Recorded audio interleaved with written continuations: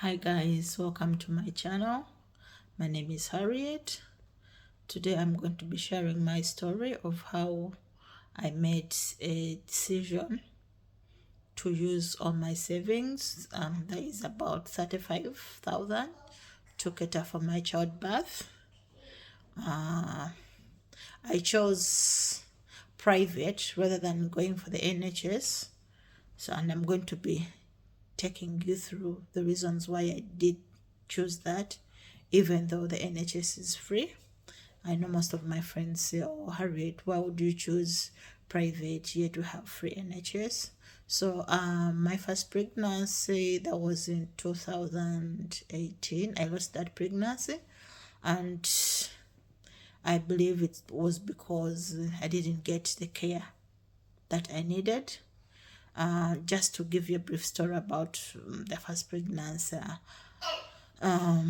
Basically, I started feeling a bit of pain, and yeah, I was going for checkups and everything was fine. So this time I went to do a scan. I don't know what term they use, but I know it's when you're about 4 months, 3 months into your pregnancy, when they check for the Down syndrome and all that. Yeah, I think I was going into my 4th month. That's when I went for that test. And when the doctors scanned me, they said they couldn't see the head of the baby because of the fibroids that I had. So yeah, they chose to go down and scan. So they went down, they did their thing. And while I was seated out waiting, my water broke. And I went back to the doctors and I was like, you know what, guys, I think my water broke. And the doctor convinced me. I was like, no, that's not your water, that's your urine. Your fibroid has pushed onto your bladder. And I said, no, that is a bit unusual. That never happens. So they managed to convince me because I don't know, either they didn't care, they didn't not check at all. They just said, no, that's your urine, you're fine. So poor me, I went home, and the next day around 1 o'clock, I got the urge to push, and boom, that was the end of me. I went to the hospital, A&E. I waited for about 2 hours before being seen. I remember my landlord is the one who drove me to the hospital. I won't mention the hospital. So my landlord drove me to the hospital. We were there waiting.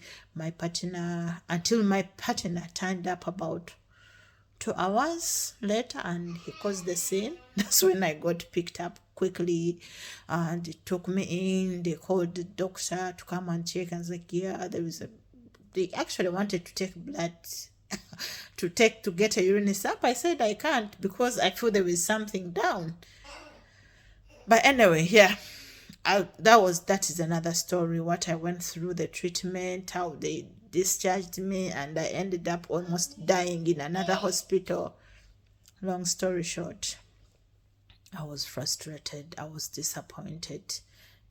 I was feeling very bad because I want to go into that story so much. So yeah, I got pregnant again. I was doing 2 jobs. I was saving up for my mortgage, and I was doing 2 jobs. So I had about 35,000 pounds, and I was looking around different areas. I was hoping to move.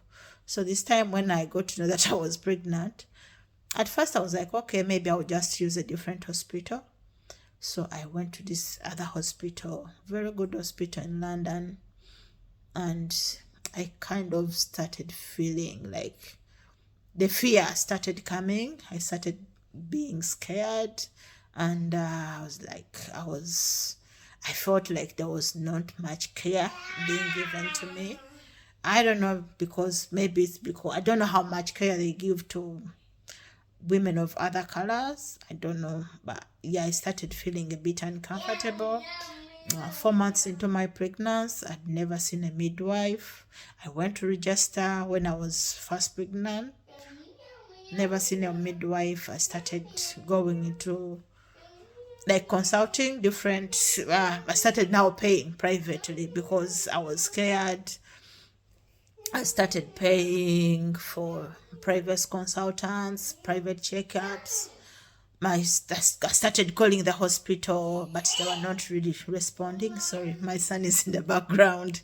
So yeah, they were not really responding, and I said, you know what? I made the difficult decision. I was like, it's either mortgage or have this child delivered privately, have my pregnancy get paid for privately, or just be there in fear. So I remember I went to a women's center somewhere in London. It's in Chelsea, and I saw a female gynecologist. He looked at my case. She actually wrote a letter to tell me to give it to the hospital where I was going then, like to say there is nothing in, they give out like the booklets. I know women in the UK would know that, like your care plan. So I had nothing by the time I went to her. I think that was about 5 months pregnant.